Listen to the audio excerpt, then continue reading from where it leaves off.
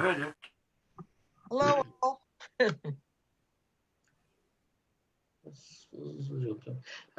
Justin, by the way, you know I invited Peter along, but he's not turned up yet. So. Oh, no worries.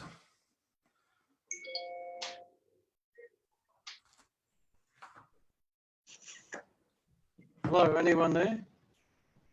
Yeah, we're all here. Oh, you can hear? Yep. Anyone else from Perth? Perth? No.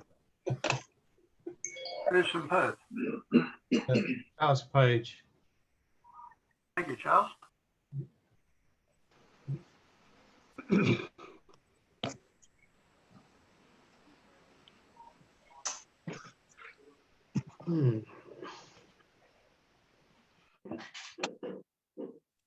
Hey, Ross. Cold down there, mate? A bit chilly. What's it like up there? That Yeah, apparently had a pretty cold day the other day. Yeah, it's been a bit cool the last few days. And windy. Down to about 9 degrees. 9 degrees, goodness me. Peter, you said someone was in from Tasmania. Who's from Tasmania here tonight? Neil Lewis. Swimming hasn't started yet, so they're just rabbiting. Yeah. Guess what? Well, Australia and New Zealand combined won the women's World Hi, Roger Marks. Soccer.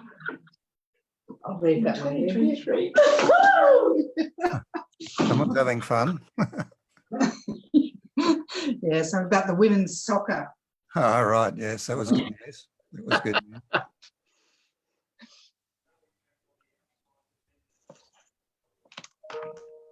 I see we have a David K. What's the K for, David? I need to press your space bar to speak.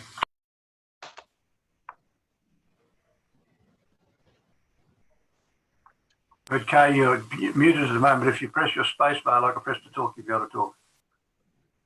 Oh, sorry. It's David Knight. Thank you, David.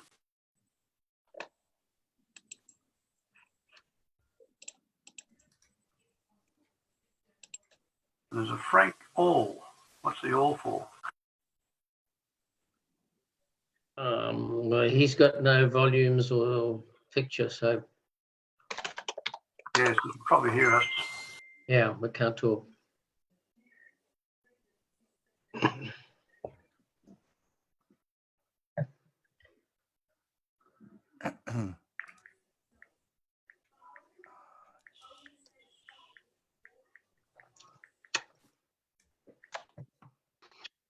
Charles Page, have we been in touch before on email? I think we have.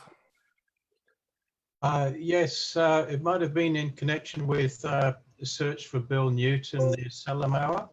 Went out with Rod Pierce in his Barbarian 2. Very good. Yep, I thought I recognized the name. Great to see you. Yeah, you too. Yeah. How are you doing? Have you heard from Rod? In about last month, he's in Rabaul currently, doing well, and last saw him last year personally. So Barbarian is still going strong, and he's a great guy. Yeah, a bit of a buccaneer. Had a great time up there in Rabaul and also at Lay and Salamaua a couple of times 2 years ago. Yeah, we had a search, a side scan sonar search for Bill Newton's Boston, but didn't have any luck. Okay, guys, we're about to start. I'm first going to mute everybody, if you can all stay muted. And then I'll unmute Warwick and Justin. Justin, I think you're unmuted already. Oh, hang on, I mustn't have muted everybody. Try again. Right, work that time. And I'll unmute Justin and I'll unmute Warwick. I think I did. Yep, can you hear me? Yeah, I can hear you. Warwick, can you unmute yourself? Yes, done. Righto. Okay, Warwick, I'll hand the meeting over to you, eh?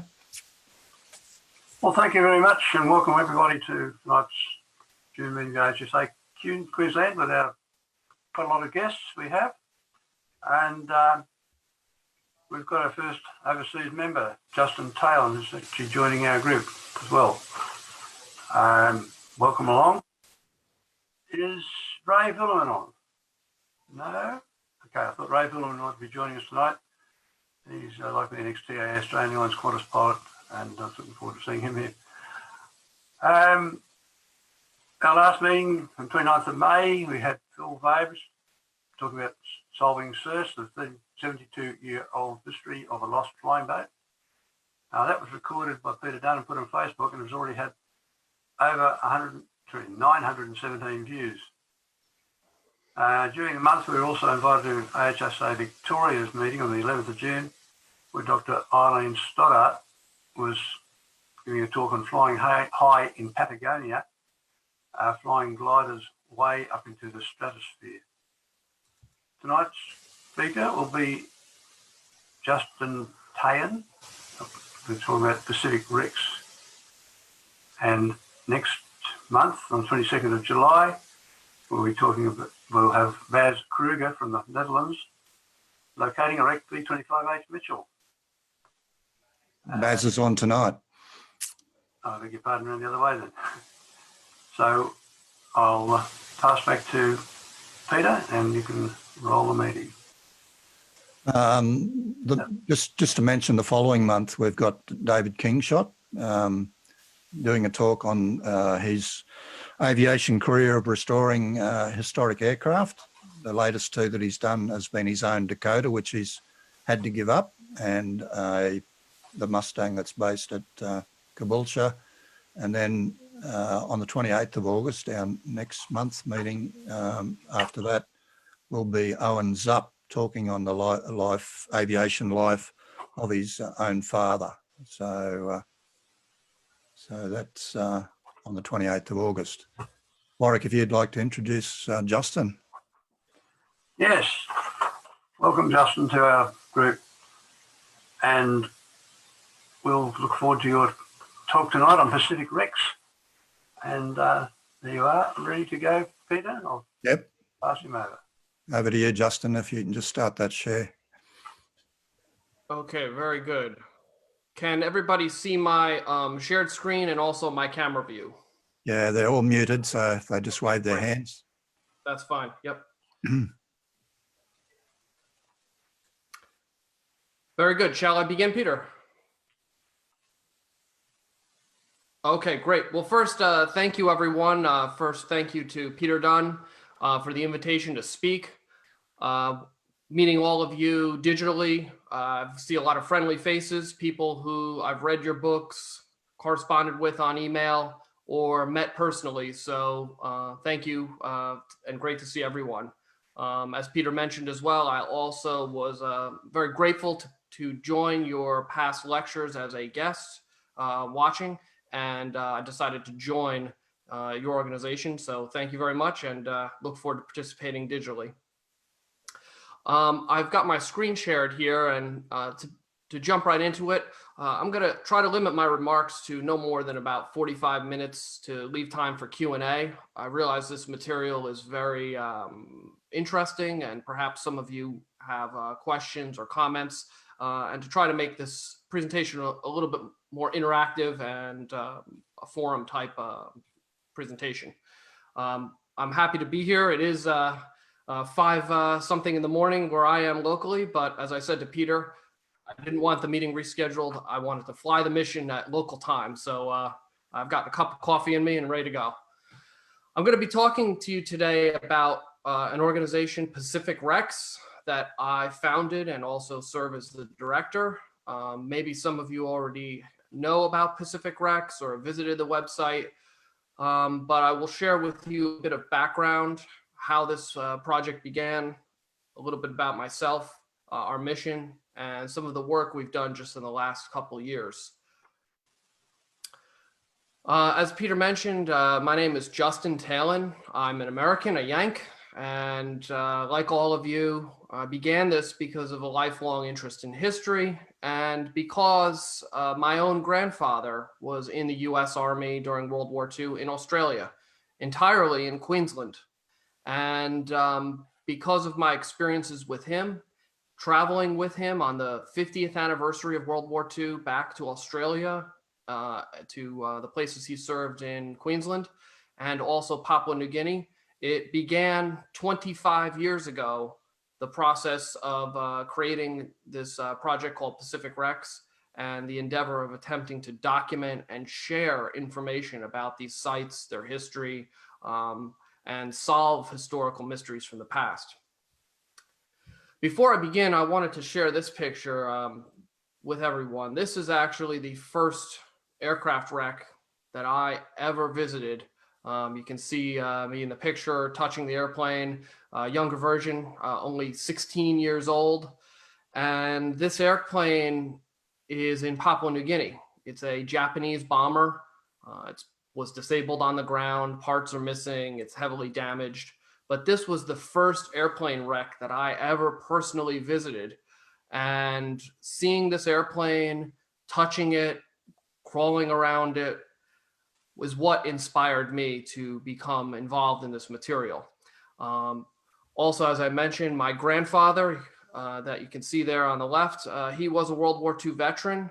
And in the early 1990s, 1993, on the 50th anniversary, like many veterans, he was motivated to travel back to the places he served in both Australia and New Guinea to try and see places that he remembered, look for friends, look for people he remembered. And that trip brought us to Papua New Guinea, where war relics still remain to this day. You can see in the other photo on the right, my grandfather standing on the aircraft, his hands on the hips.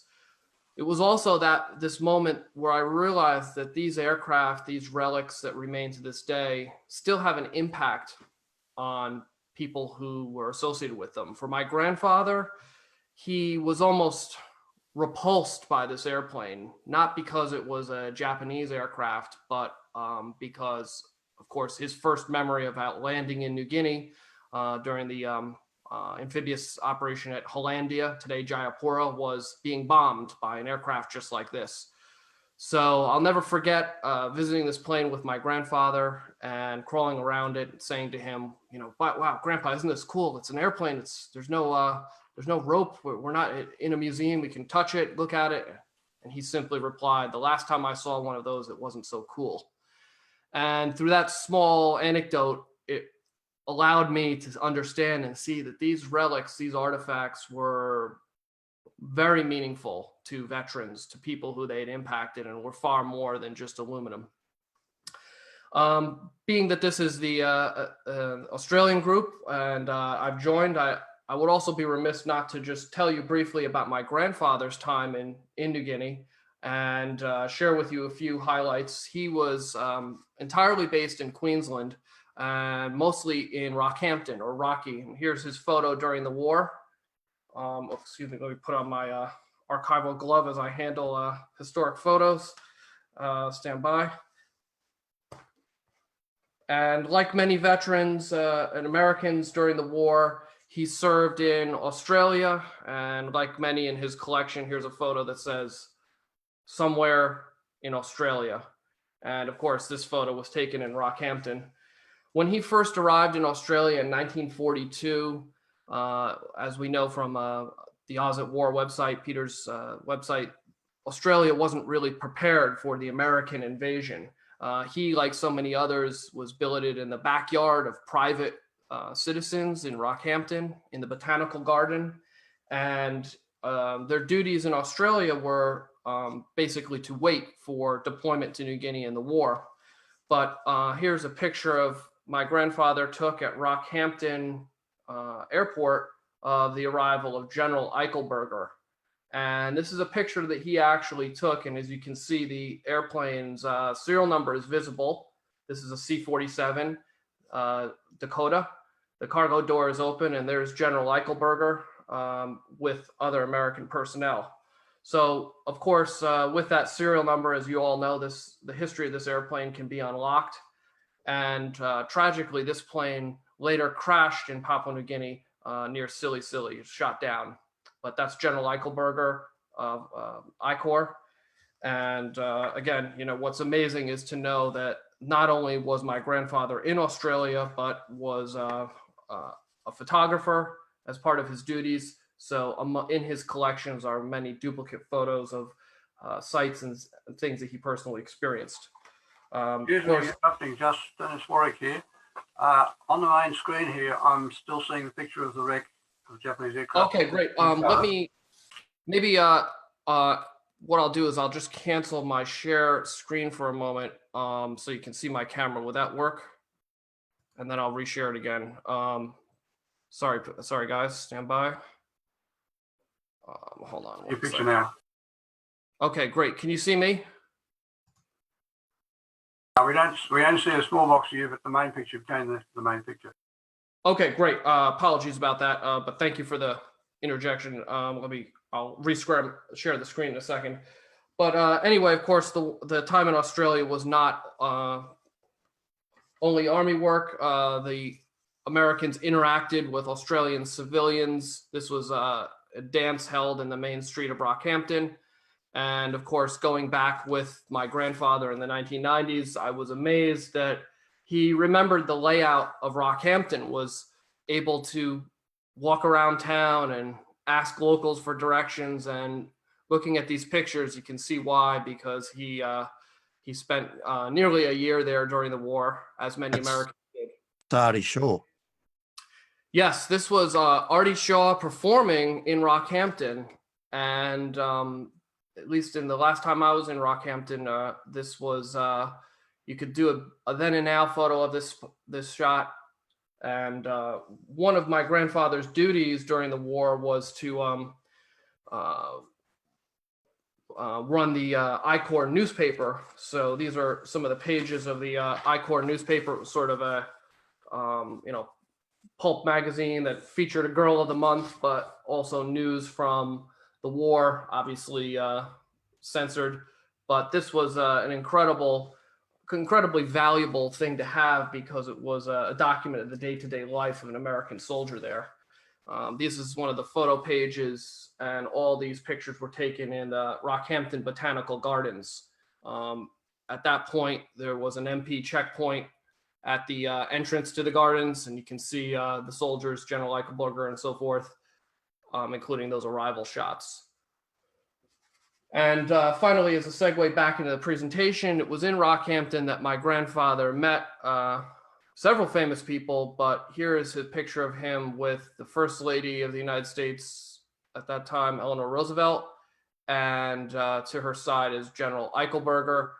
And just where my finger is there, you can notice he actually signed the photo because he was a combat photographer, had access to photography printing equipment, and rapidly got the picture developed, and she was actually able to sign it. So a pretty amazing story and connection. You can imagine for an ordinary American to be meeting world leaders, famous people, and traveling to this far exotic place, Australia. It left quite an impact. Like all Americans, my grandfather spoke very fondly of his time in Australia, loved the people, and always wanted to go back. So he finally had that dream come true in the 1990s. And here's a photo of him in Rockhampton in 1993. So with his traveling with my grandfather, I also learned about the phenomenon of aircraft that still remain to this day. From seeing a book actually in Australia that first trip that maybe some of you know, the book Pacific Aircraft Wrecks and Where to Find Them by Charles Darby. And for anyone who picks up this book and flips through the pages that were show photographs of aircraft wrecks from the early 1970s, it's impossible to open this book and not be intrigued by the contents. Like many people, I read this book cover to cover.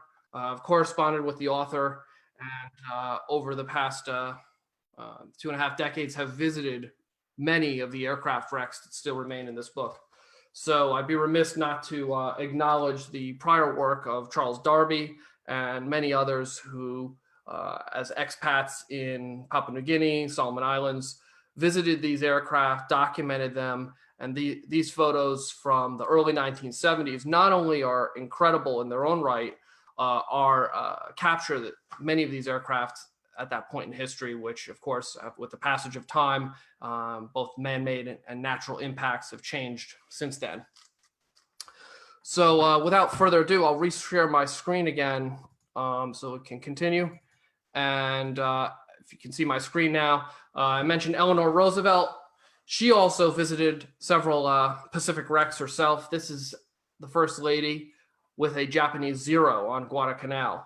As many of you know, she made the first overseas trip of a First Lady during World War II, visited Australia and New Zealand, and also toured the Solomon Islands. At that point, the Battle of Guadalcanal was over, but this wreckage was on the island. It was actually recovered from Munda, and she's talking with the GI guarding it.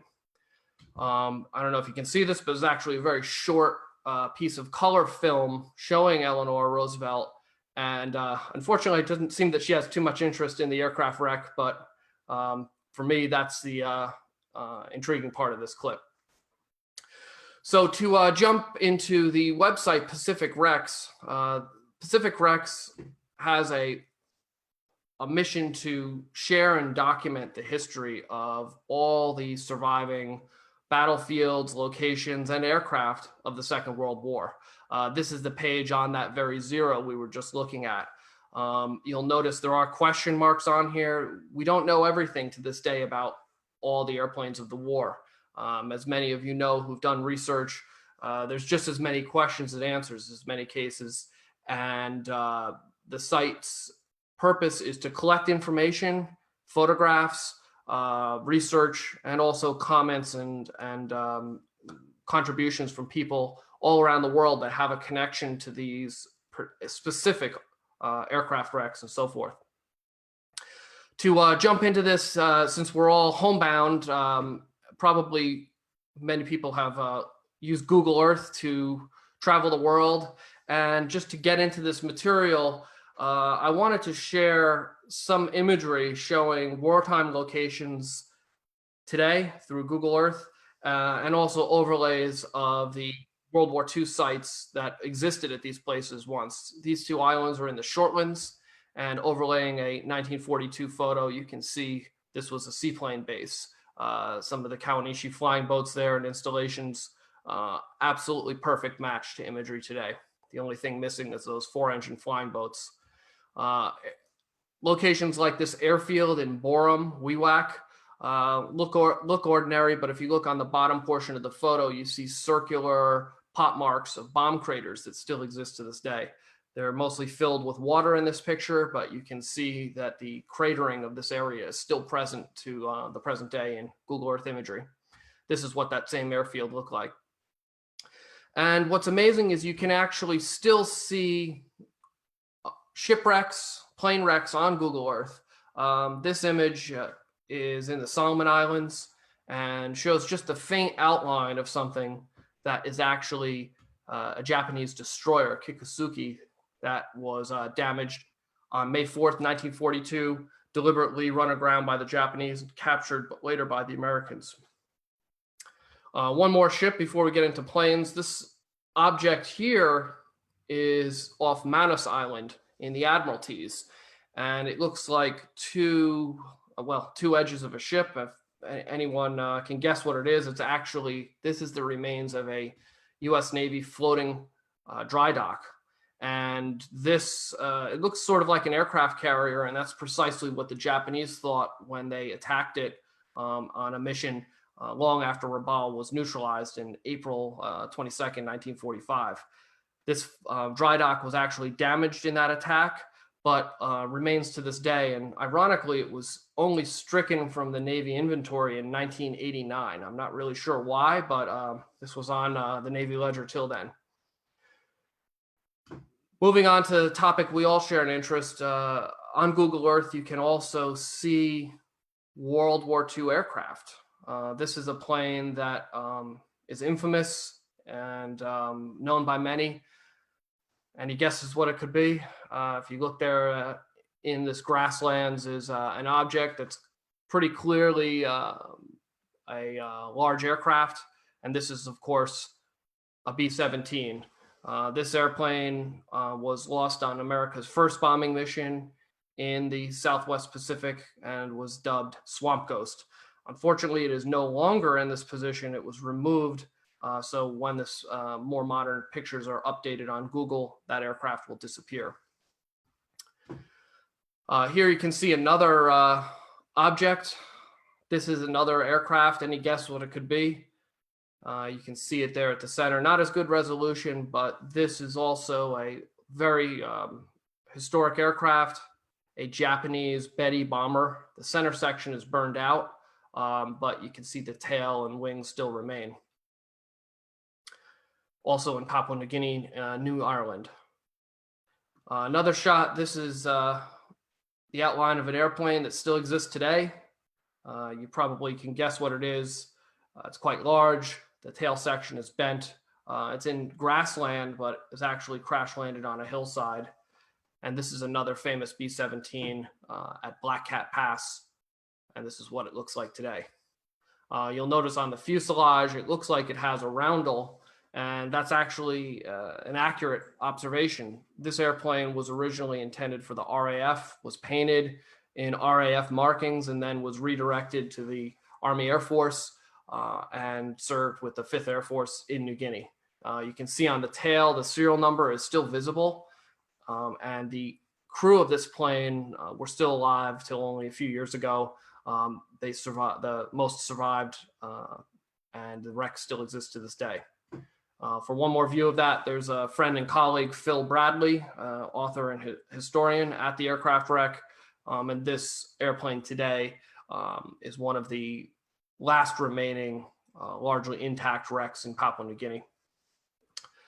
So moving on, I wanted to, oops, looks like, one more. This one's for Bob Livingston. You see an object there, looks sort of like a cross shape, but this is actually a B-24 that I believe Bob has also visited in Papua New Guinea. This airplane also force landed, is in grassland, probably was stripped for parts during the war. Parts are missing, but nonetheless is visible on Google Earth and remains to this day. So next, I want to talk a little bit more about the website and some of the work we've been involved in across the Asia Pacific region. Pacific Rex is a free online website. All the information there is publicly available. In addition to the website pacificrex.com, also has active social media. We are on Facebook, Twitter, Instagram, and so forth. And for the past about year and a half, the purpose of the social media has not only been to share news and information, but also to highlight one event per day from 75 years ago. And of course, now 75 years ago was 1945. And this is the entry for, well, yesterday for your time, about, in this case, a B-24 Liberator lost attacking a target in Celebes. So the idea of sharing with the world one event that happened that particular day is really a lot of fun. It's also quite tragic that you can literally document every day of the year losses, battles, and impacts that continue to this day. It's amazing to me, as we all know from sort of this small world we live in through the internet. Very often people write and say, that's my uncle, that's my relative. And as much as the internet in itself with search engine results and so forth makes us, this is the best time in history to ever be a researcher, social media is a force multiplier even to that. So the website Pacific Rex, of course, focuses on the Pacific Theater. There's information on every part of the Asia Pacific War, including Australia, Japan, Alaska, the Aleutian Islands, all the way to China, Burma, India. And each location that the war was fought is also an important key to this history. This is just an example of one of the profiles, a location, Kavieng in New Ireland, Papua New Guinea. And the page strives to provide a basic overview of the history of each location, both where it's located physically, pre-war history, as well as documenting as much wartime history as we know about. In most cases involves in this location the Japanese occupation, Allied bombing raids and attacks against it, and then also a focus on what remains at this particular location today. In addition to the front end of the website, all these places we collect GIS or GPS data on what remains. This is that same area, New Ireland province, and here specifically Kavieng, just giving an idea of some of the points and pins there. You see both aircraft wrecks that are either known to be there or known to be lost in that area, as well as specific artifacts that can be visited today, guns, monuments, memorials, and shipwrecks underwater.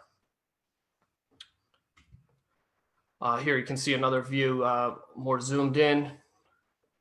What's amazing, particularly in the many countries of the Asia Pacific region, the war impacts, it's like just happened yesterday. Although some things have changed dramatically, as you can see here in Kavieng, the airfield originally built by the by the Australians and then improved and expanded by the Japanese is still in use. And you can see many of the sites, including aircraft wrecks, are located just in this town area and underwater. In terms of aircraft, the Pacific Rec strives to profile every airplane to the greatest ability possible for aircraft from the day they were built in the factory to their final demise. This is a page on that B-24 that was lost yesterday. And it includes information on the crew, the missions that it flew, and this is not only research that I personally conduct, but is sort of crowdsourced to the world of experts and others like Bob Livingston, who is very knowledgeable on all things B-24s. So what excites me about this, and as we all know, that history is very much a collaborative effort where no one person possesses all information about a site.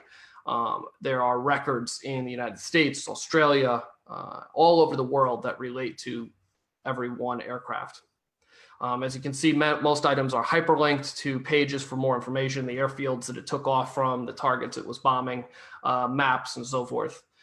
And this airplane was missing in action, and that's a segue into the next part of Pacific Rec's mission, which is to search for and locate missing in action aircraft. For Americans, tragically, there are a tremendous number of missing in action from the wars it's participated in. This map, which is updated as of June 19th, shows some of the sort of the breakdown by geographic area and conflict.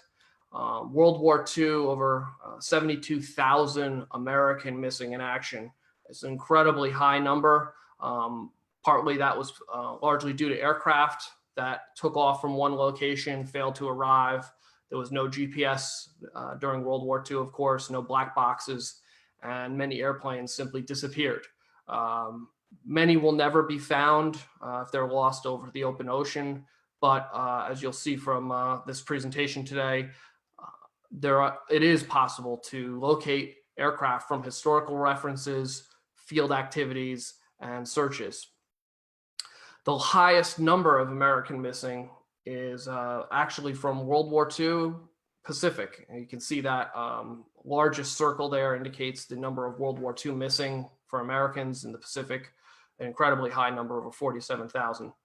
By comparison, the Korean War, just over 6,500 missing, and Vietnam for the United States, just over 1,500.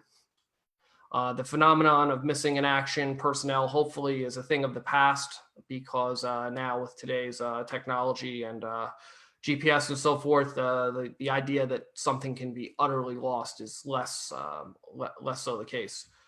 Here's those same graphs just represented in numbers. United States missing from World War I, World War II, and that very high number of those that are missing in the Pacific, broadly speaking. So today, I wanted to discuss the project that Pacific Rex was involved in last year and share with you the results of that research, which relates to a specific aircraft loss and a specific pilot. In this case, it's not an Australia-related loss, but it perfectly illustrates the research, the field activity, and the luck that one can have to search for and find an aircraft.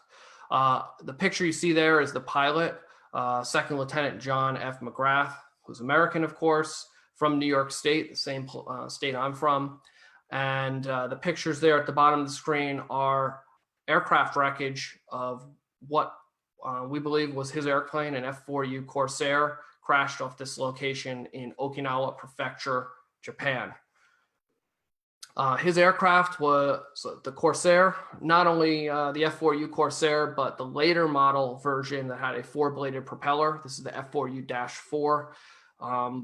The external features, as I said, the propeller, a few other points make it different and unique to the earlier versions. Here you can see the side view.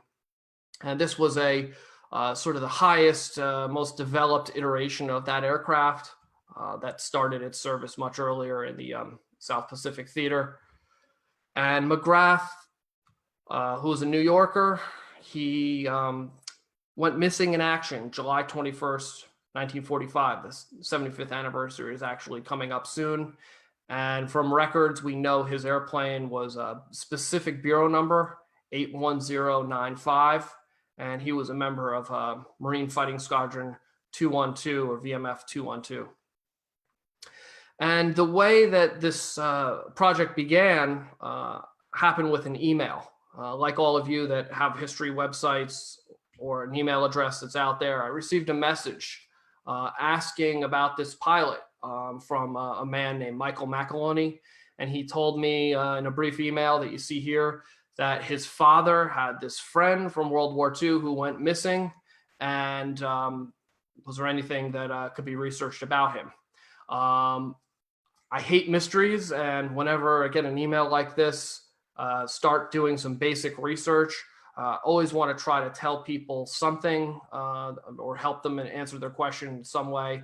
But when I began to research this particular loss, I realized that something needed to be done. This case was unresolved. The pilot was still missing in action. Yet, as you'll see in a moment, there was evidence that it could be solved. So quickly, after replying to Michael, met him. There's a picture of him.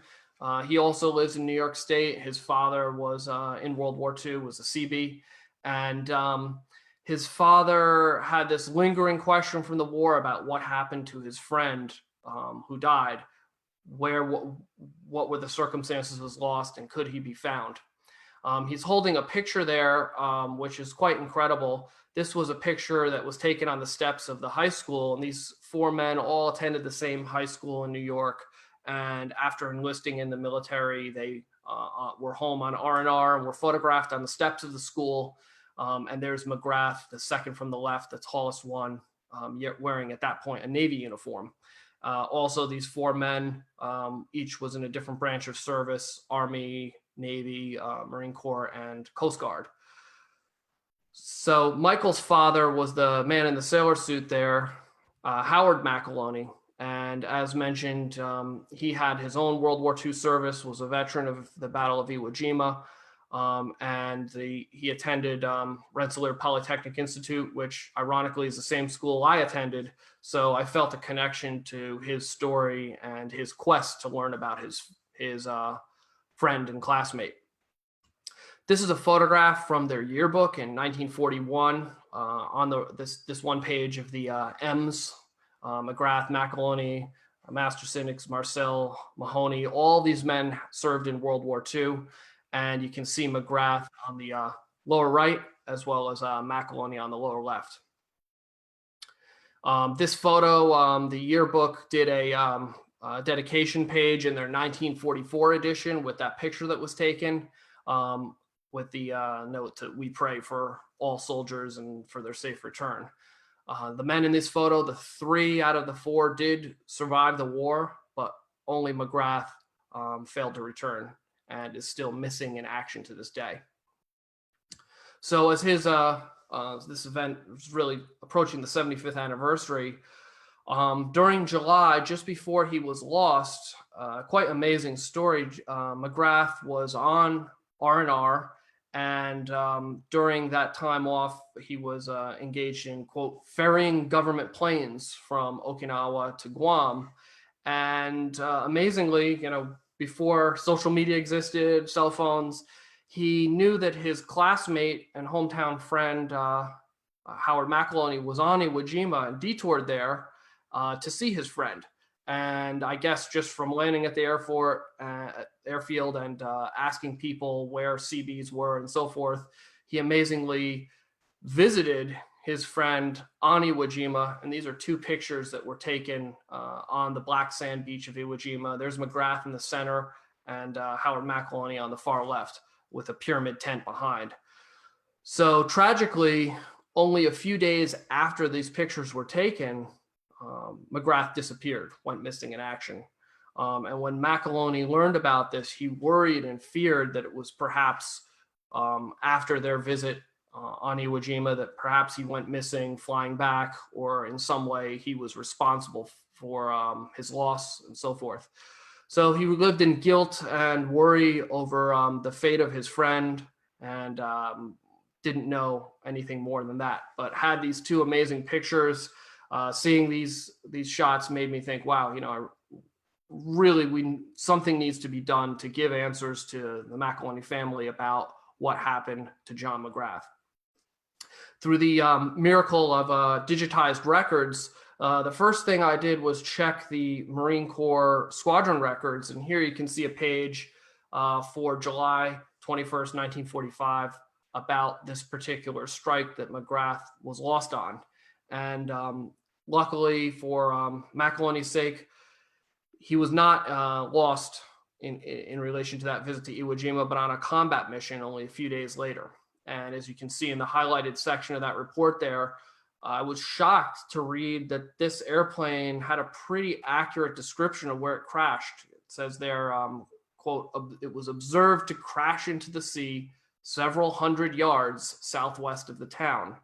And their target that mission, you see on the map on the left there, was a small village on an outer island of Okinawa. This location is called Sonai, and this island is called Iromoti Jima. And it was very late in the war. Reading this account and checking that location, I realized, wow, potentially this is the only American loss at that location. And although it's not a GPS coordinate, several hundred yards southwest of town is a pretty accurate position to potentially start a search or hope that some local has knowledge about a site there. So, what amazed me about this story is the efforts of Howard McEloney and his son to sort of find closure. This mystery haunted him personally, and but luckily his son, who contacted me originally, was able to locate McGrath's relatives. And this is Howard looking at a note that he actually wrote on Iwo Jima and handed to McGrath that came home in his personal effects after he went missing. And the bottom part there is a listing that the government provided the McGrath's family of items that were in his footlocker, Social Security card, some money, and so forth. And here is McEloney looking at that picture of McGrath and his medals from World War II. And hearing this story, I realized, something has to be done. Although the U.S. government has an agency that searches for missing in action planes, McGrath is still listed as missing. So last year, after a lot of research, I invited Michael McEloney, the person who wrote me that email, to travel to Okinawa Prefecture, to these outer islands, including Iromoti Jima that you see there, and to visit this location called Sonai. And knowing that this reference placed an aircraft wreck at that site, and realizing there were no other American losses at that location, and probably no Japanese planes, it was our hope that going there, locating perhaps a Japanese fisherman or a person with local knowledge could point out where this airplane was, and hopefully be able to dive and document what was there. So here's that same report, what that area looks like today. You can see the sea level is quite shallow. It's all scuba diveable depth. You can even see that through that Google Earth image, but this is what the location looks like today. And I was pretty confident that the area defined by that photo there between that small island and that sort of peninsula shape of the town was where McGrath crashed. So aside from the historical research, the way that you find an aircraft wreck today is through working with local communities and people. This elderly gentleman at the center, his name is Ishigaki. He was the most elderly resident of the town, and although he was born just after the war, he was familiar with the local folklore and history, and did remember a story about an airplane crashing at that location. So it was proof that there was knowledge in this small village about at least one airplane crash going down. And of course, with his help, he pointed to the precise location. What was quite interesting is in his memory for the villagers, they described the American air attacks as dragonflies buzzing over their village. So you can imagine how an air raid must have been like from their perspective. Amazingly, with his help, we learned that there was a plane at this location, and were introduced to a man who had previously scuba dived that and found it. The man there on the left is named Akima-san. And in 1986, he had located the wreckage of an airplane scuba diving. He called it an American fighter plane, and actually shared with us pictures he took in 1986. These shots, as soon as I saw them, I realized not only is this an airplane wreck, this is for sure an F4U Corsair. You can see the photo in the lower right is that famous wing intake of the Corsair. The upper photo is the engine facing downward, and the photo on the left there is the propeller. These photos, of course, were taken at that point in 1986. And surprisingly, Akima-san said that he had not dived the site since all that time. So with his help, he agreed to relocate the aircraft, and we were able to dive that site, confirm it is still there to this day. This is a picture of that same engine upside down. You can see the engine mount there to the left, and the engine which was a Pratt & Whitney R2800. The aircraft is broken up. This is a photo of that the seafloor there. It's sort of a broken coral reef.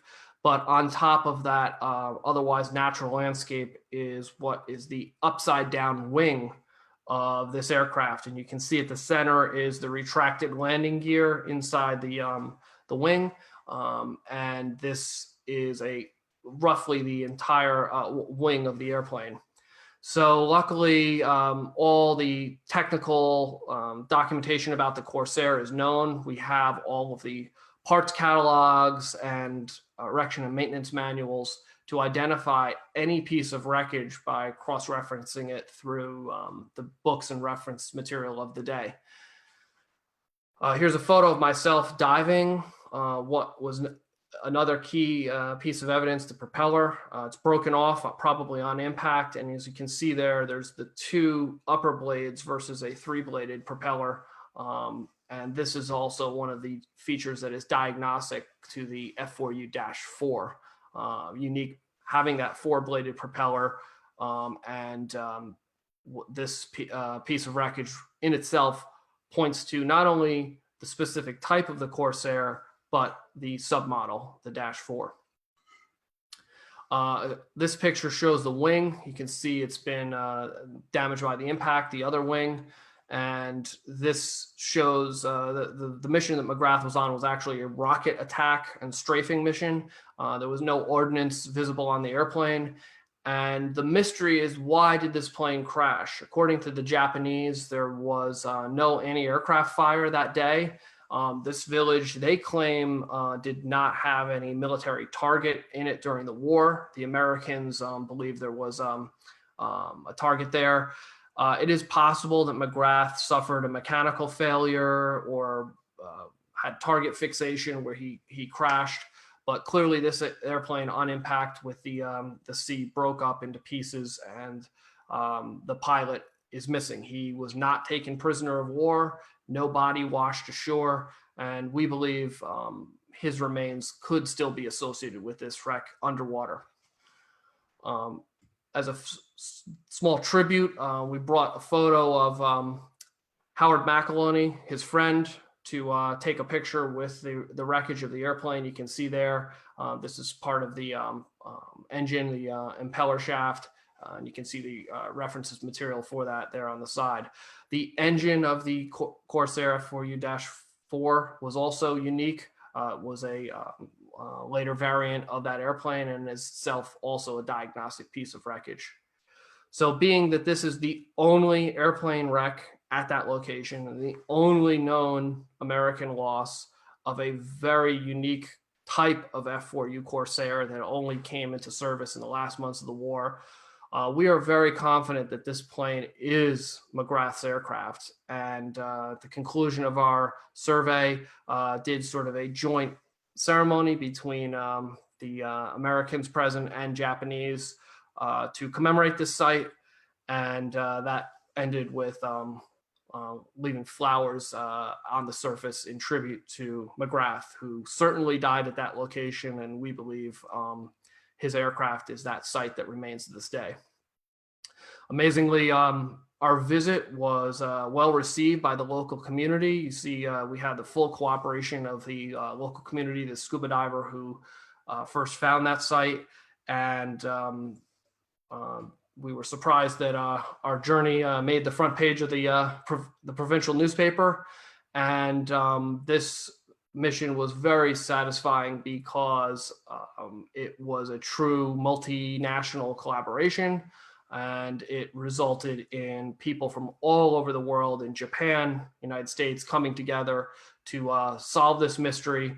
And although McGrath is still missing, we hope that our work and research will help to spur a renewed effort by the U.S. government to investigate that site and potentially find any remains that could be associated with him. Just to wrap up on this part of the story, you can see there Akima-san, the man who first found the airplane on the upper left, as well as the elderly resident, Mr. Ishigaki. And there's Michael in his house, in his private shrine. He actually invited Michael and I to pray at his family shrine and add a photo of McGrath with his ancestors, being the only American known to have perished over the small village. The local community had sort of adopted him as a casualty of war and treated him as a member of the community that was honored in their sort of Memorial Day celebrations. Finally, down there, tragically, Howard McAloney passed away in 2014, but this mission was about bringing that man, the friend of McGrath, closure. And finally, on the lower right there is that famous picture with that gentleman holding the picture, was the last man from that picture that's still alive. So like all things history related, they never really end. They just enter a new phase. This was last year's project, and what's next for this? First, we've continued to collaborate with the Department of Defense about this particular MIA case, pass our information over to them, and work with the family to advocate for action on this case. Potentially in the future, there's the opportunity to return to that site to continue to survey it using new technology and new techniques. The 75th anniversary is coming up, and part of our hope is to share this story as I have with the audience today. So with that, I wanted to also continue, if we have time. How we doing time-wise, guys? No probs. Keep going. Okay, great. Good. Another project from last year, 2018, all involved Papua New Guinea, and I'd like to share that briefly and then turn things over for Q&A. As you heard, my own stories about first traveling to Papua New Guinea in the early 1990s. One of the other aspects of Pacific Rex that I think is quite exciting is the sort of requests that come in, and I would like to tell a little bit about that. One email I received from this gentleman on the right, who's named John O'Neill. And the photo you see on the left is his father, also John O'Neill, who was a World War II fighter pilot in the U.S. Army Air Force. This is a press photo of him talking with his hands, as all fighter pilots do. And you'll notice he was a P-38 pilot, so he has his fingers like this to indicate, the twin engine P-38. John O'Neill first got in touch with me, Pacific Rex, many years ago in the late 1990s, and had expressed an interest in traveling back to the places his father served in New Guinea. His father was one of the first American pilots that came over to fly the P-38. This was his aircraft, nicknamed Beautiful Lass. He was an ace with more than 5 aerial victories, you see there, and his service began down at Amberley, but all of his combat missions were in New Guinea. And John's ambition was to see the places his father had served, learn more about them. And like many children of World War II vets, his father, although had passed away, didn't really share that much about the war, and he only knew stories from archival records, books, etc. So 2 years ago, John contacted me and said he was ready to finally do it. Here in one of our planning meetings, you can see on the table a pile of books and resources. The first phase of his request was to completely research all aspects of John O'Neill's career, missions he flew, aircraft he was associated, and even his air combats, reconstructing both the American side, which was known, and the opposing Japanese side, to both validate his aerial victories and in some cases even apply what Japanese specific pilots he was flying against. Amazingly, through research and a stroke of luck, we discovered a veteran alive in the United States who you can see there on the left. That's Carl Plank, who was in O'Neill's same squadron and flew with him in New Guinea and came over on the same airplane across the Pacific. Their unit, it was the 49th Fighter Group, 9th Fighter Squadron, and there's John very happy holding his dad's picture. To meet Carl Plank and be able to interact with a veteran who knew his father, flew some of the same missions, was quite incredible. And of course, this is a moment that now is more difficult to have as the veterans of all nations pass into their twilight. Carl Plank is hopefully still alive right now, over 100 years old, but he was an incredible veteran in himself in his own right, and personally knew John O'Neill.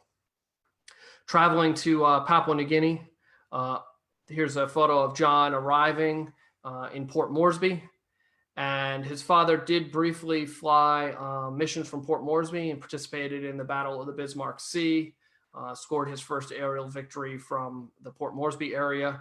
But after exploring that airfield and history for his first early missions, we moved to the North Coast to visit the airfield where his dad was based. This is Dobadura Airfield, and you can see a line of P-38s from his squadron parked there. And amazingly, John was able to stand in what is very likely almost the same spot or exactly the same spot as that flight line photo. The runway is still there to this day and in remarkable condition. This was the Dobodura number 4 airstrip near Papandetta in Oro Province, Papua New Guinea. That photo that you saw John holding is a famous picture of his father. He's holding up his hand with 5 fingers. This photo was taken on October 24th, 1943, after he returned from a mission to Rabaul and claimed his 5th aerial victory. He is also smoking a cigar in celebration. I guess, it always amuses me that back then, the smoking around airplanes was not as strictly enforced, wearing a life vest. In this picture, John had the opportunity to recreate standing atop the wreckage of a P-38 near Dobodura, and humored me by holding up his fingers 5 as well. So what amazes me about this material, and as you can see from these couple stories, is this history of World War II Pacific, the impacts on Australia, Papua New Guinea, the South Pacific, are ongoing to this day. This material and these war relics and sites have a history not only of the people and the countries where they reside today, but of people from all around the world, American, Australian, New Zealanders, Japanese, who were associated with these planes and a connection to them to this day. And even with the passing of veterans, children like John O'Neill or Michael McAloney are continuing the interest to solve these mysteries of the past and pay tribute to their own history, their own family, parts of the war. And it's an absolute pleasure to receive messages like this and work with people from all over the world to try and bring closure and bring answers to those that seek it to this day. So with that, I will conclude my remarks. I invite you to visit the Pacific Rex website. If you haven't already been there, follow it on social media if you'd like to get our 75th anniversary updates. And I'll end with just a slide with my email address and the website. So thank you everyone for your attention, and I'll be happy to answer any questions if there are any. Thank you. Thanks, Justin. Thanks very much for sharing your amazing stories of visiting some of these sites. I've only visited a few myself in Australia, but I'd love to visit some of those you visited. We go back a long way, mate. Right back to the mid-90s, I think it might have been.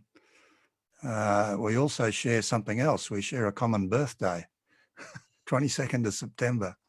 That's right. Yes. For all those, I feel like a family reunion on Zoom here because I've had a chance to meet many of you.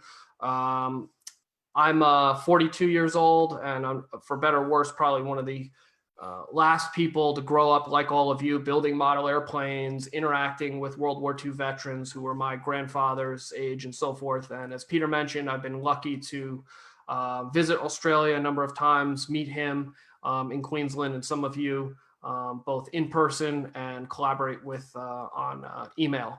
So also I'd be remiss, Peter also tremendously helped me when we first got in contact. One of my grandfather's dreams was to meet the people that he interacted with in Australia, the family that he lived on in their backyard, the Rawkins family, which we were able to find. But he also, there was another family, the Lacey family, that we were not able to track down during our trip. And with Peter's help, he was able to connect me to the gentleman, Roger Lacey, who was a friend of my grandfather, a child at the time. You remember that, Peter? Yeah, a long time ago. You utilized the white pages down there and were able to save me a few international phone call minutes by calling him up first. But I was able to get in touch with that Queenslander, that man from Rockhampton. And although my grandfather didn't get to meet him that trip, I was delighted that, collaboratively you were able to assist with that project. So thank you.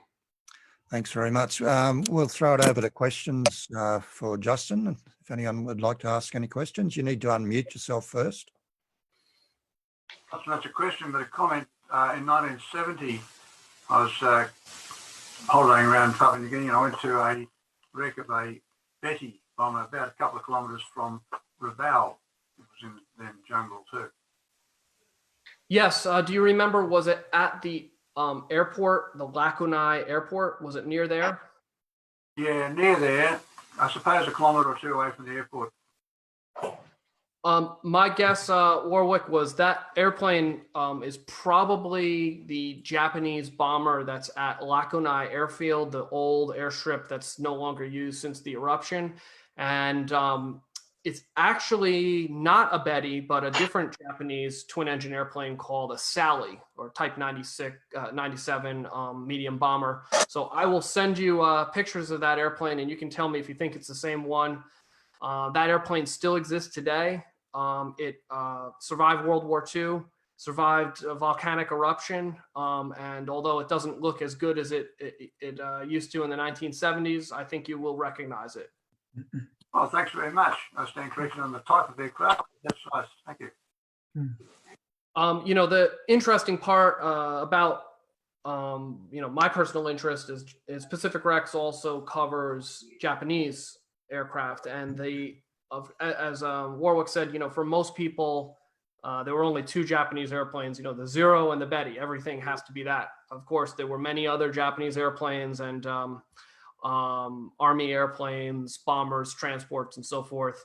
And Japanese airplanes remain the most difficult to research because of the language barrier and also the reality that their records are often not as detailed as American or Australian records for operations. So that particular airplane you're talking about at Rabaul, we can guess what unit it was associated. We can guess it probably was damaged and abandoned at the airfield, but the precise air crew and operational history is are question marks or maybes at best. Yep. Hi, Justin. It's Dennis Smith here. Have you done any research into the Solomons? I was lucky enough quite a few years ago to visit Munda and Gizo, and there they had an interesting wreck of a Hellcat that had been shot down, so I understand, by Pappy Bonington from the Black Sheep Squadron by mistake, and it was in near perfect condition. Apparently he got hit in the hydraulics and he staggered on for some distance and then eventually picked one of the islands to do a belly landing with wheels up, and the plane apparently stayed afloat. The local natives came out in their outrigger, picked him up off the wing, and he got ashore without getting his feet wet. But as a result, the plane, of course, was in very good condition, and it only was discovered in about I think it was 1980, and they still had all the ammunition and things on board. So interesting. But the number of wrecks in the Solomon, of course, is phenomenal. How many planes went down in there? Absolutely. I'm just as you talk, bringing up the Pacific Rex page on that plane. I'll share my screen. Stand by. If you can see that, can you see the browser window there? Yeah. Very good. Yes, that's. Did you personally dive that site? Yes. Yeah, we did actually. Yeah. It was in crystal clear water. It's not very deep actually. It's you could actually almost snorkel down to it. You know. That's right. Yes. There was some pictures. Sorry. Absolutely. Everything you said about that airplane is 100% correct. And this airplane, yes, I have traveled extensively in the Solomon Islands as well. The war history of in the Solomons was just as intense, if not more so, than that in New Guinea. And this particular aircraft is probably one of the most famous sites in the Solomons, and it is also a scuba diving site. I'll just bring up a picture. Does that look familiar? Yeah. Very good. Yes, this airplane was an F6F Hellcat. It's largely intact, and the story, as you told, it was actually sustained damage in air combat and ditched.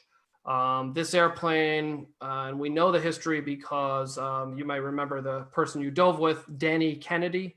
Yeah, we knew him very well. We're with the Rotary Club actually, and we were doing jobs in Gizo with Danny and his wife, and he was That's the one right. that apparently discovered it by accident. You know.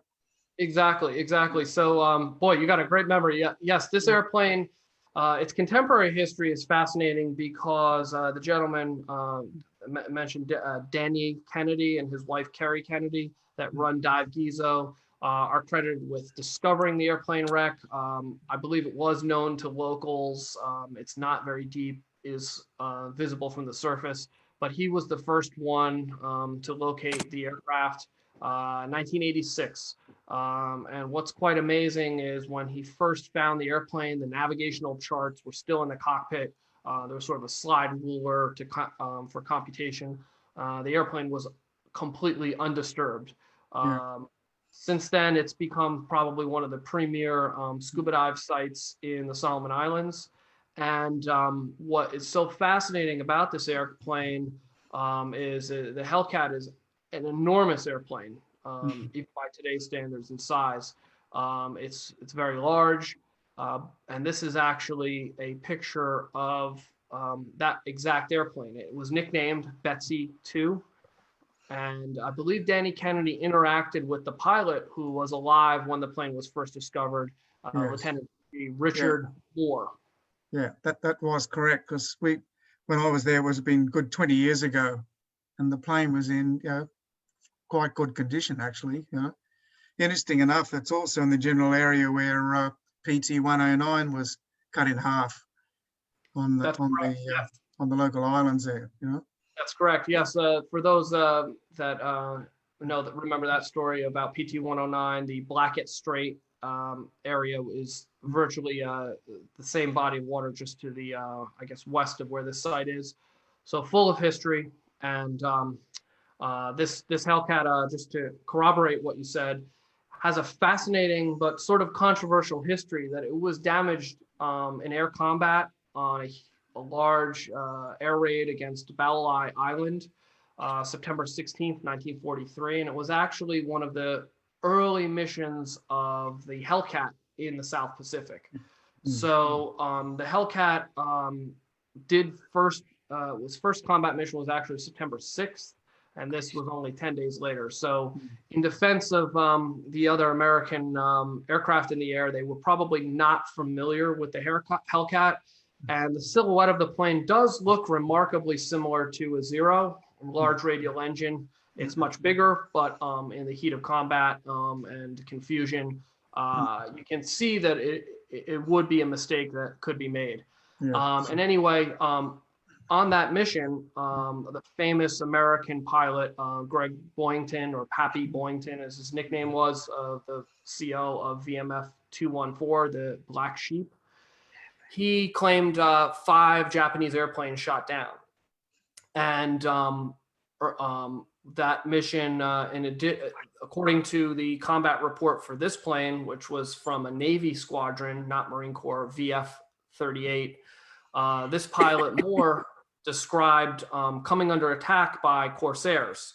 And he attempted to let them know he was a friendly aircraft by waggling his wings and even, according to the report, lowering his landing gear, but was fired on, sustained damage, was able to leave the area, but when he reached the central Solomon's Gizo area, hit to the oil cooler caused this plane to go down. So ironically, it could be claimed that this plane was brought down for sure by a friendly aircraft, and the combat reports pretty much point to it that being a Boyington who made the most claims that day, and the combat reports say something vague like a famous pilot from another squadron and so forth. During the war, as we all know from studying these records, mistakes happened in the fog of war, the confusion of war. There was no reprimand, unfortunately, for an incident like this, or fortunately, and even incidents of fatal fratricide or mistaken identity generally were not punished, and these things unfortunately happened. Yeah, interesting story. Just Any other questions? Charles Page here. It was about 5 years ago. I was in Rabaul, and we went on a bit of an expedition, and we came across what I think is a P-38 Lightning. It's about maybe 5 miles southwest of Rabaul. We could see the outer wing section, which looked exactly like that of the P-38, and it had the US markings on it, and some Allison engines nearby. And what gave it away was the superchargers were still there. I just wondered if you'd had any information on that one. I'm not sure offhand, but if you would like, please email me more information. I'd love to take a look at pictures, know where the site was, and I'm sure I can work to identify it with you. Was it a site that Rod knew about and took you to? No, there was the manager of Coca-Cola, one of his employees told us one day, and there's a small village nearby. It was quite a trek going through the jungle and crossing streams and everything. And so they showed us the site. They said it had been reported before to somebody. And they also said there was another twin-engined aircraft quite intact just to the north of that, but it was dark by then. It sounded like it might have been an estuary, so there's possibly another one nearby. Yes, I'd love to know more about it. Please send an email. I'd be happy to look at the pictures and give you my opinion. But based on the description, yes, Allison engines, probably P-38. A large number of aircraft were lost attacking Rabaul. Some of the sites are known aircraft that are visited and not associated with missing in action. The pilot even bailed out before it crashed. But I would love to look at that with you. And if it's a site that I can corroborate and know about, I'd love to add the pictures to the Pacific Rex page. Yeah, I've got a couple of photographs I'll send too. Okay, thanks. Thanks, Charles. I'd like to ask a question, if that's appropriate at the moment. Yes. My name's Maxine Godley, and Justin, it was a fabulous presentation. Thank you. And I did have a look at your comprehensive website earlier. I just wanted to ask if you had documented the B-17 Flying Fortress that crashed after takeoff out of Mackay. A little bit like Rockhampton, where the R&R was undertaken for the US servicemen, was also undertaken here in Mackay. Are you aware of that B-17 crash? There were 41. Yes, I'll bring up the page as we're talking. I love fielding questions on the fly here. Let me share the page. Great. Of course, I'd be remiss not to also point to Peter Dunn's website on that. I believe this is the aircraft that you're referring to. It is. That crashed at Mackay. And also, here's the Oz at War page. Peter is a nod to him. Oh, got to update that link. Sorry.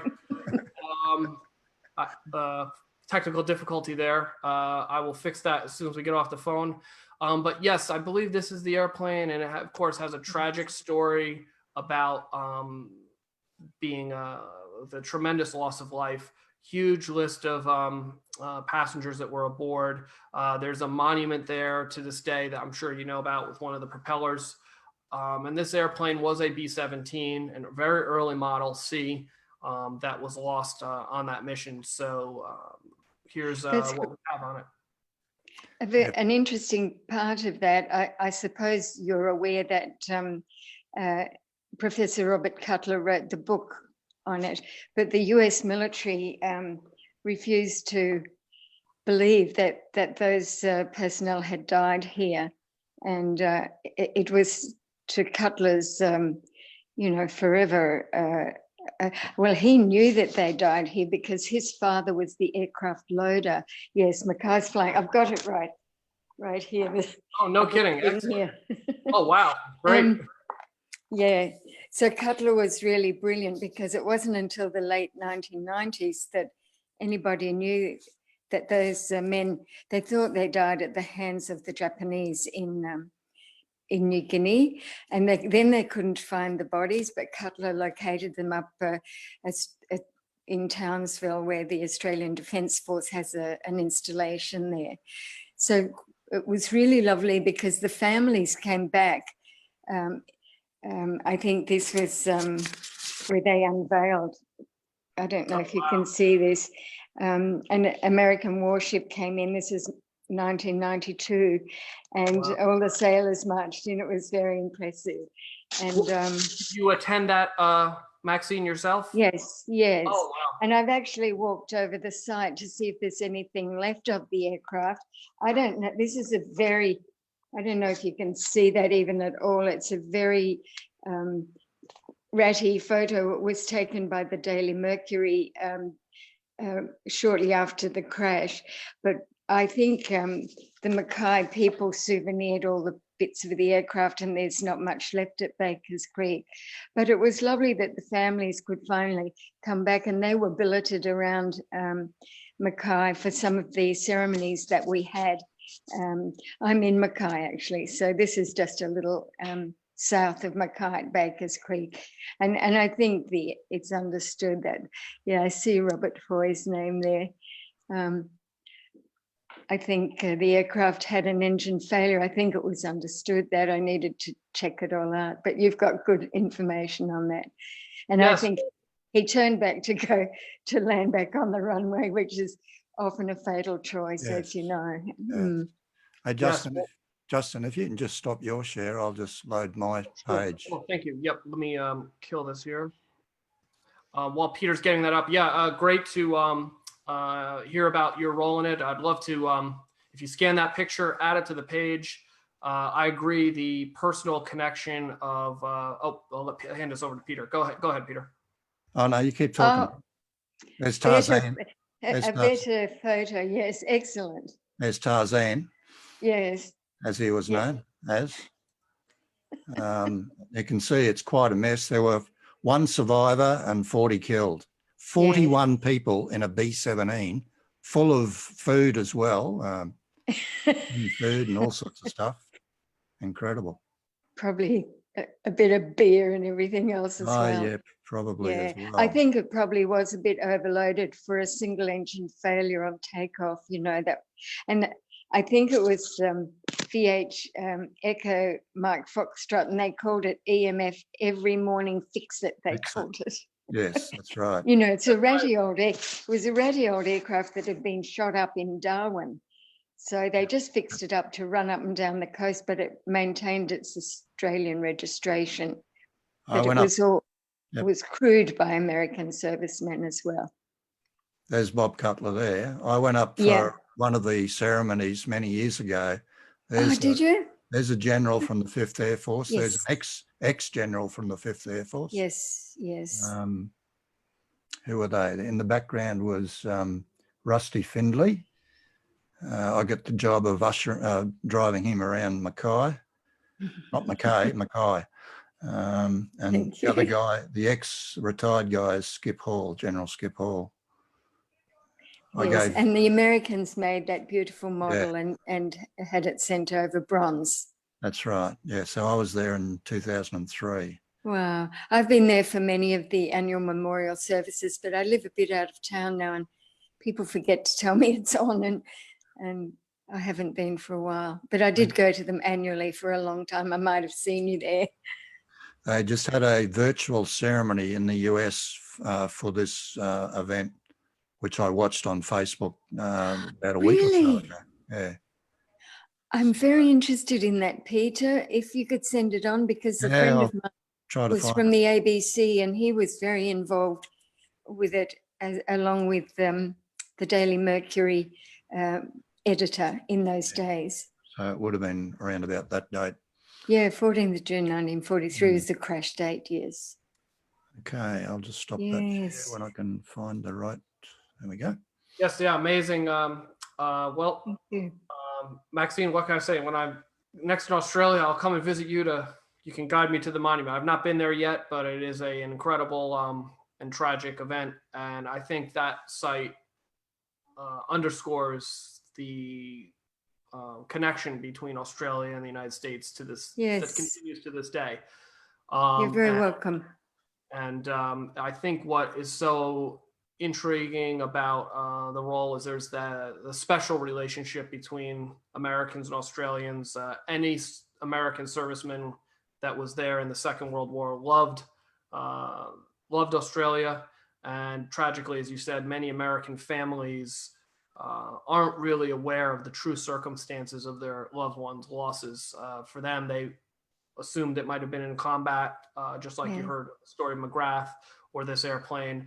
Many accidents were rear areas, were mechanical failures, were aborted landings and so forth that resulted in tragedy. There was so much flying and moving around happening.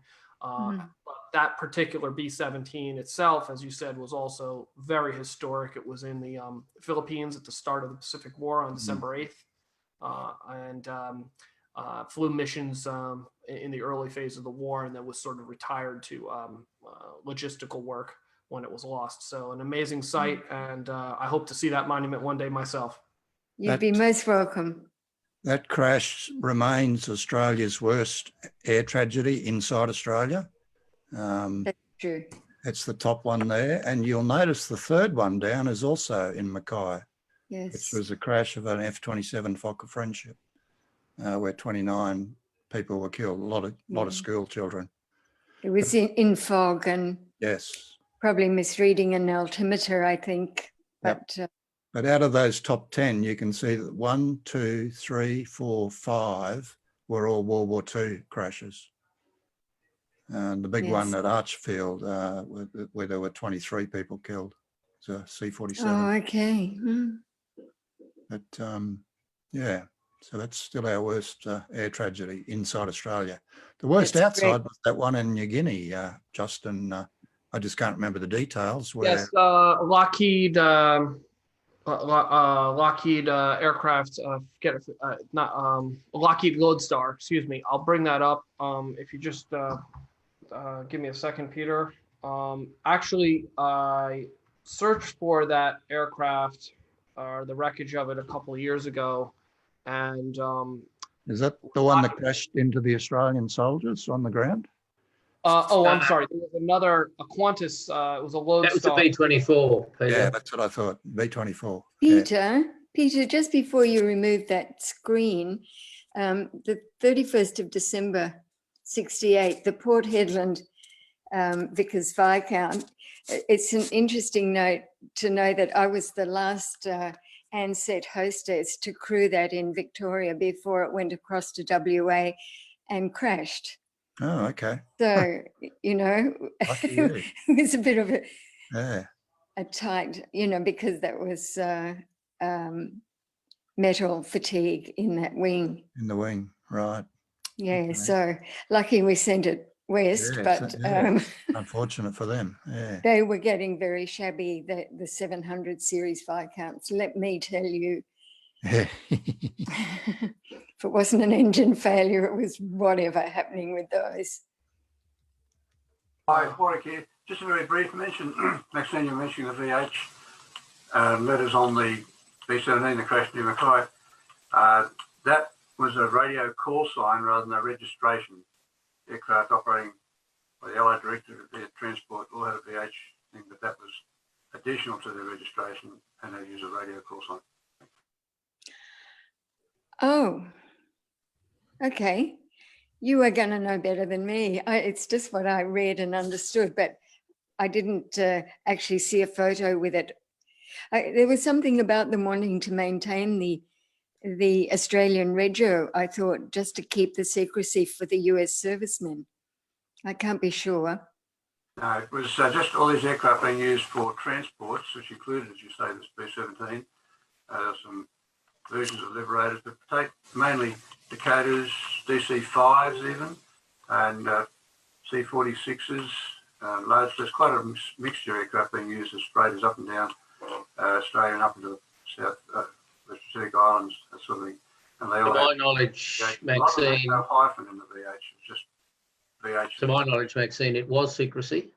That was only used within the confines of Australia. Yes. Aircraft may have flown into New Guinea wearing it, and they did, but aircraft that were based in Australia, because they were operating from airfields where they could be seen by civilians all the time, they disguised it. The aircraft were subsequently posted and lived in New Guinea. They went back to their US serials. Actually, it carried the registration. I've told you fib already. It carried the registration VHCBA. Correct. So that was on the aircraft. Yeah, that's correct. But And- that was because it was operating within Australia. Yes, within Australia. Yes. Justin, if you have a moment, what's going on here? I see.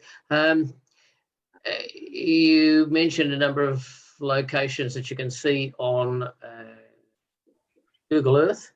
You aware of the B-24A 402370 in U Island, which you can see on Google Earth? Where is that? YU. It's just off the,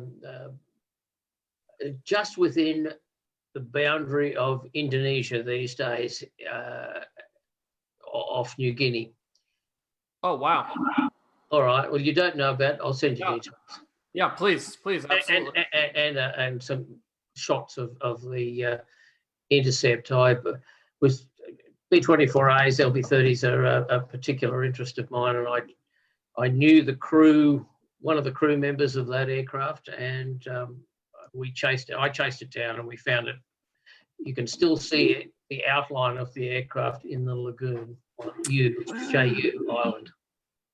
Incredible. Yes, please, Bob. That would be very interesting. And A new page for you, mate.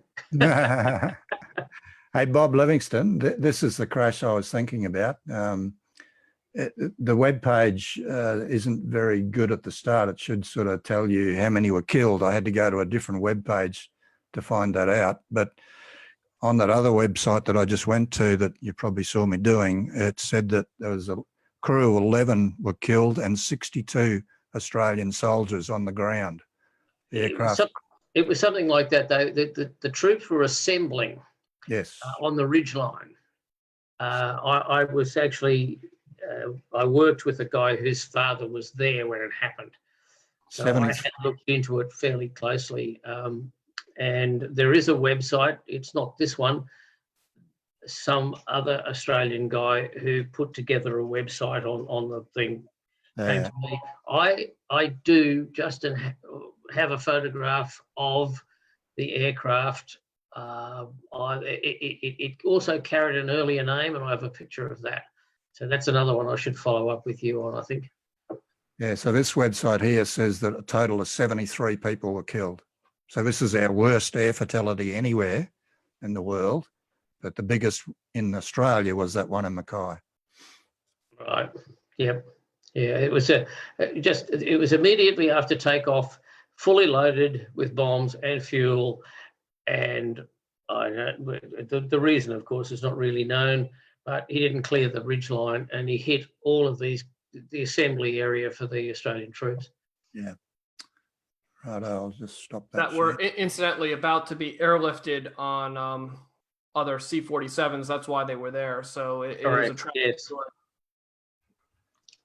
On that depressing note, the site I was mentioning before that I thought Peter was referring, if I may share a screen real quick. The other, of course, during World War II, present-day Papua New Guinea was part of Australia, a colony, and I was referring to the Qantas loss of a Lockheed Lodestar VHCAB that I believe is the most was the worst Qantas crash during World War II. And it's second only to the loss of life on Siri, the flying boat, in the prior lecture. Yep. This particular aircraft, the historian Robert Piper had researched previously. It crashed into the hills near Port Moresby after takeoff. You can see the list of crew members there. I did search for this aircraft a number of years ago, was unable to find it based on the locations there, but I am confident that probably wreckage from this plane exists, maybe just the landing gear and engines, but I would be eager to find and confirm this site someday. But like many wartime losses, 5 miles north of Port Moresby is a rough and general coordinate, and I have not yet been able to confirm precisely where this airplane is. But all the crew were recovered and passengers after, so it's not a missing in action case.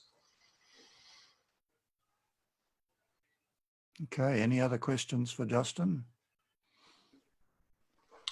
Well, thank you, everyone. And as I said, love to keep in touch. Feel free to email Pacific Rex anytime, info@pacificrex.com. You can also find us on social media, and perhaps you'll be seeing me in future meetings as I have joined the group. On the group, yes. Well done. Thank you very much. Yeah, that's great. I was keeping a bit of an eye on the number of people logged in. I think we peaked at 43 people. Agree. Earlier on. So quite a good crowd from all around Australia and even Holland. So Baz has had to go a bit early, so he's gone, but we'll see Baz in a couple of weeks' time. He's going to give a talk. I was disappointed that Ray Villeman and or Peter Johnston didn't make it, but they were both invited. Yeah. I sent an email to Ray today reminding him. Has Peter used Zoom before? No, well, I don't think so, but he was given many weeks of notice. Yeah. Okay, well thanks. A quick shout out and thanks to Bob and Pete. I know Pete's not here, but for B24 questions and all things Pacific, I'm honored to be a colleague and hopefully a friend to both of them. Pete and Bob are really two of the world experts on B24 liberators. And I defer to them on many research questions, usually to check, hey, have you guys already solved this one? So we're in close contact. I respect and admire both of them very much. I did meet Pete previously when he lived in Queensland. So I respect both of them tremendously and look forward to hopefully corresponding with more of you. Thank you, Justin. We're happy to help. Yeah, thank you, Justin. It was absolutely fascinating. I was just glued to your talk, and I look forward to hopefully again seeing another one of yours. Thank you. Anytime. And on a final note, I have one last photo here to show everybody. Always good to end with acknowledgement to the big bosses, just because I know this group will appreciate it. This is a photo that my grandfather took in Rockhampton of the two big bosses. You might recognize these guys. There's Dougie, General MacArthur and Eichelberger. And it's amazing to think that during the war they were residents of Australia for a lot of it. And a funny story that my grandfather told to end on about MacArthur. All photographers knew one golden rule when it came to the general is never photograph him without his hat, because he had a known bald spot and was conscious of didn't appreciate any photo to be taken with him without a hat on, and you'd be reprimanded and accordingly. So I worked at the MacArthur Museum as a guide for about 12 years before retiring from that. That's a great, the one in Brisbane? Yeah. Yes. Yes, I enjoyed visiting there. It was, I remember being excited when that was going to open. I think it was probably about early 2000s. So I didn't realize you were a docent there, Bob. That's excellent. Okay, well, thank you very much, everybody. Thank you. Thanks very much. I've got a couple of dogs who want to go outside and do what dogs do. So I'll see you later. Very good. Thank you, Thanks everyone. again, Thanks, Bye-bye. Justin. Bye. Yep. Thanks, I'd like Justin. to say, Thanks, it's mate. Goodbye. a credit Bye. to Justin that so many people, still at 26 are now dropping off, who hang around to have a good question and answer. Thank you very Very much. good. Good night. Thank you, Warwick. Thank you. Bye-bye. Bye.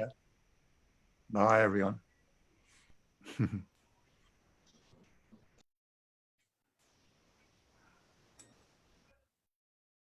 There's the oars.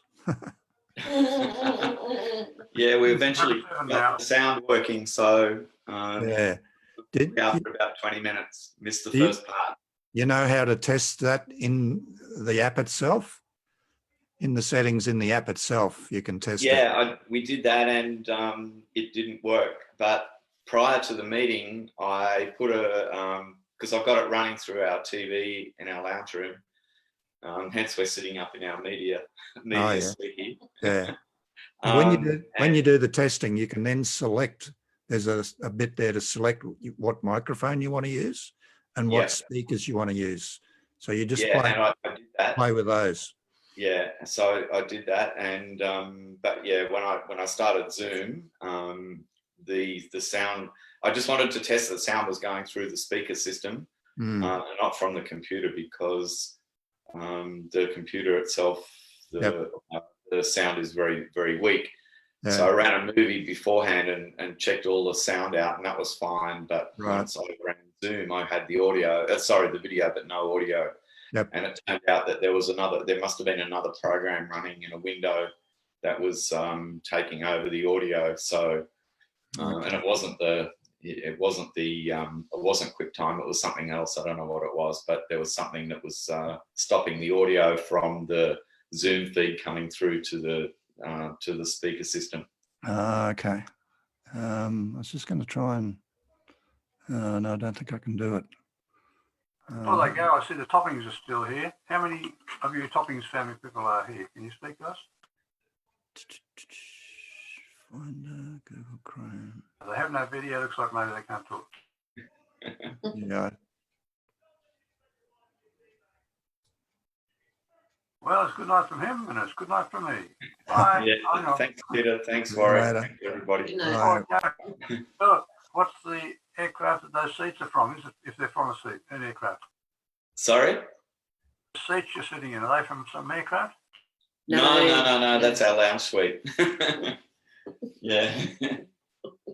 even got little lights. He's got lots of gadgets to play with. Right. Okay. Good night. No, it's just a Harvey Norman special. Thanks, Warwick. Thanks, Peter. Bye. See you later. Bye. All right.